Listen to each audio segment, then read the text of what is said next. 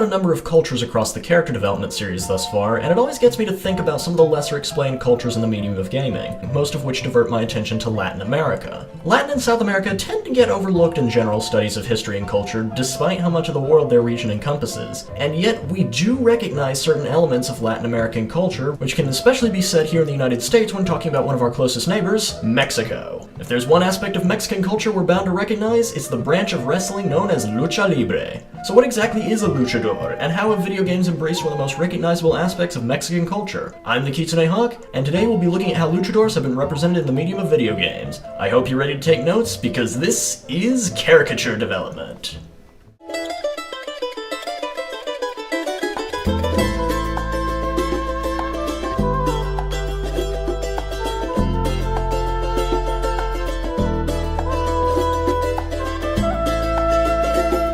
Lucha Libre's history begins in the 1900s, as Mexico was in the middle of a civil revolution against its standing president, Porfirio Diaz, who hadn't done the best job of distributing Mexico's newfound wealth. In the midst of the fighting, two Italian businessmen by the names of Giovanni Resolvich and Antonio Fournier had arrived in Mexico to make money by promoting fights in which the participants fought without weapons or any sense of protection. These highly unregulated fights were named Lucha Libre, Spanish for free fighting. They quickly became popular for the personalities of the fighters, especially for one Salvador Luchadores Gonzalez, who in 1933 founded the Empresa Mexicana de la Lucha Libre, or EMLL for short. Not only was this the first ever promotional organization for Lucha Libre, but it's also currently the world's oldest professional wrestling promotion. Gonzalez was able to bring massive crowds to these fights, but it was the fight's first superstar, El Santo El Enmascarado de Plata, who made Lucha Libre an icon of Mexican culture when he entered the ring in 1942.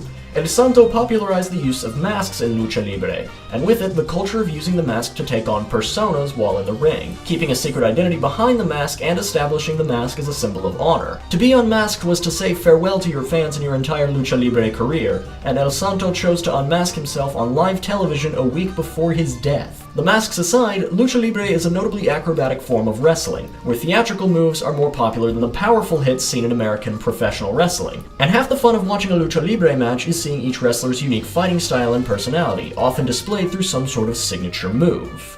So how many games can we name with notable ties to Lucha Libre? Well, it shouldn't come as a surprise that fighting games frequently feature at least one character whose fighting style is influenced by Lucha Libre. Perhaps the most easily recognizable example is King from the Tekken series. There have been two iterations of King thus far, but both share the motivation of fighting to pay for an orphanage, a story inspired by the real-life luchador Fray Tormenta, who was a Catholic priest who took to the ring to pay for his orphanage, a story that many Americans might recognize from the 2006 Jack Black film Nacho Libre. The story aside, King's fighting style focuses on grabs and submissions like a luchador, but many of said techniques are also based on non-Mexican moves, so it's a bit of a mixed bag. Super Street Fighter 4 introduced a luchador into its roster with El Fuerte, whose appearance is not only inspired by the aforementioned El Santo, but also the Mexican-American wrestler Rey Mysterio. His fighting style, especially with his ultra combos, is suitably acrobatic and flashy, if not also very exaggerated, especially given how fast he moves. El Blaze from Virtua Fighter 5 is another fighting game luchador inspired by the aforementioned Rey Mysterio.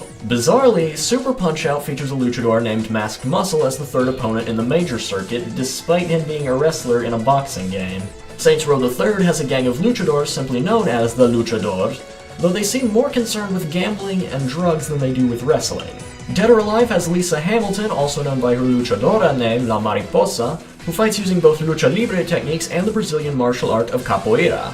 Introduced in Pokemon X and Y is Hawlucha, a fighting and flying type Pokemon clearly inspired by a luchador, with its signature move, Flying Press, being a nod to the acrobatic style of Lucha Libre. Omega Ruby and Alpha Sapphire also introduced a Pikachu who can be dressed up in various styles, including a luchador outfit fittingly named Pikachu Libre.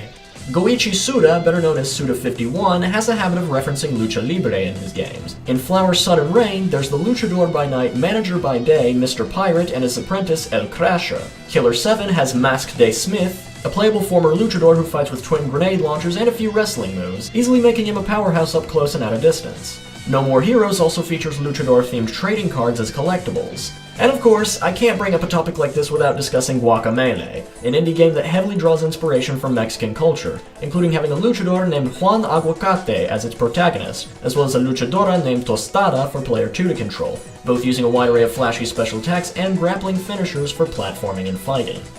And that's only scratching the surface of how many instances of lucha libre can be seen in the realm of video games. Latin America is a region of the world whose culture usually gets put by the wayside in favor of European or Asian nations, especially in the interactive medium, but that's not to say that it gets completely ignored. In fact, as shown here, luchadores are a common representation of Mexico, or even Latin America in general, in video games. And these references even dip into the history of lucha libre by using famous names like El Santo or Fray Tormenta as their basis. Luchadores are certainly figures to admire, given their emphasis on a de facto code of fighting and overall theatric style. It's a way of life, and here's hoping we'll see even more influences of lucha libre in the world of video games. That concludes this episode of Caricature Development. Don't forget to leave your feedback in the comments, as well as ideas for mythological creatures or cultural concepts to cover in future episodes.